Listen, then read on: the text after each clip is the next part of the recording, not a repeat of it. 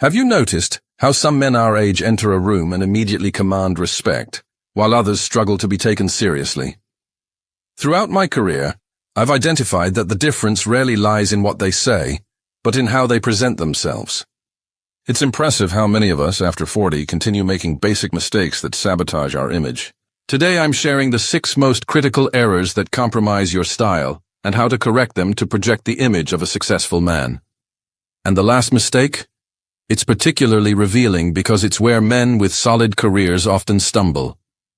If you correct just 3 of these points, you'll notice an immediate difference in how people respond to your presence. Mistake 1. Neglecting the fit. The biggest saboteur of male image. Let's start with the most common error, neglecting the fit of your clothes. The problem isn't that you've gained a few pounds. That happens to everyone. The mistake is continuing to wear the same sizes and cuts as before, ignoring that your body has evolved. When we wear clothes poorly adjusted to our current body, we create an immediate impression of carelessness, no matter how much the piece cost. Shirts that stretch at the buttons, pants with waistbands that are too tight creating a muffin top effect, or jackets that look borrowed, all of this communicates a lack of self-awareness. The solution is pragmatic. Honestly reassess your current measurements. A good tailor can be your best investment. Even medium-priced clothes, when perfectly adjusted, look significantly more expensive. Look for cuts that enhance your current strengths. For shirts, ensure enough space in the shoulders and chest, with a slight adjustment at the waist. For pants, prioritize comfort in the hips and thighs, with a clean fall to the shoes.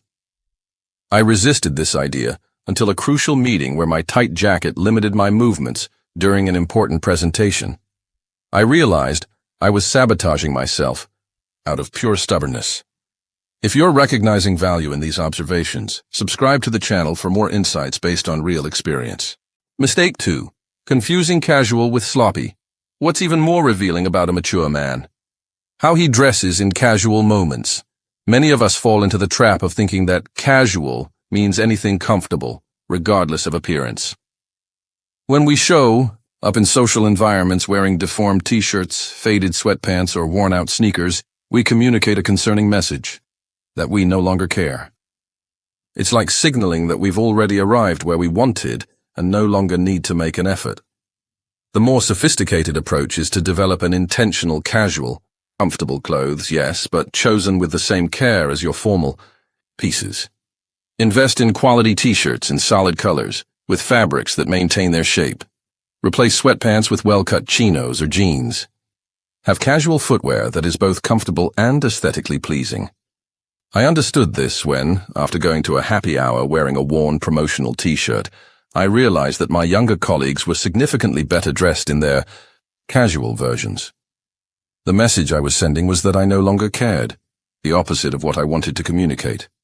If you're enjoying these tips, leave your like on the video. Your interaction helps this content reach more amazing people, like you. Mistake 3. Ignoring the quality of materials and finishes. This is a subtle mistake, but one that makes all the difference. Neglecting the quality of materials and finishes. Many of us focus only on design or brand, forgetting that, after 40, details speak louder than logos.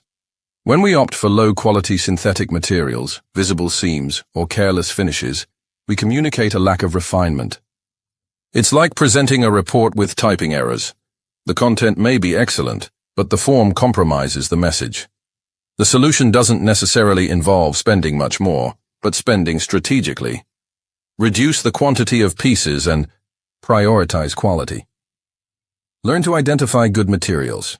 Prefer high-weight cotton for t-shirts, natural wool for jackets, genuine leather for footwear and belts. Examine the seams, fasteners, and buttons. I had this revelation when I noticed how a client's CEO, a man of about 60, wore pieces with no visible brand, but with quality of material and finish that immediately communicated sophistication. His clothes spoke softly, but said a lot. And you? Have you started paying more attention to the quality of the materials in your clothes? Share your experience in the comments. Mistake 4. Underestimating the impact of accessories and compliments. We come to a surprisingly common error among mature men, underestimating the transformative power of accessories and compliments in composing the complete look. It's fascinating.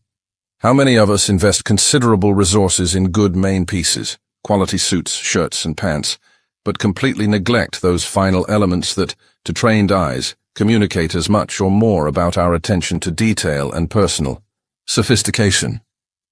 When we ignore the strategic importance of a good watch, well-chosen glasses for our face shape, quality belts appropriate for each type of footwear, or even an appropriate and well-maintained haircut, we fail to capitalize on details that, to attentive observers in the corporate and social world, communicate as much as the main pieces of our clothing. It's precisely like building an architecturally impressive house, but leaving the garden and entrance completely abandoned. The first impression is irreparably compromised, no matter how extraordinary the interior. The smarter approach, which I've observed in truly influential leaders, is to selectively choose a few genuinely quality accessories that complement your personal and professional style, rather than accumulating various mediocre items. A good watch, which, importantly, doesn't need to be very expensive, but should be well designed and appropriate for your wrist. Glasses that effectively enhance your face structure, genuine leather belts with discreet and proportional buckles, and wallets without any sign of wear make a notable difference in the overall perception. It's worth remembering that your haircut and careful maintenance of your beard, if you have one, are possibly the most important and impactful accessories of your complete look.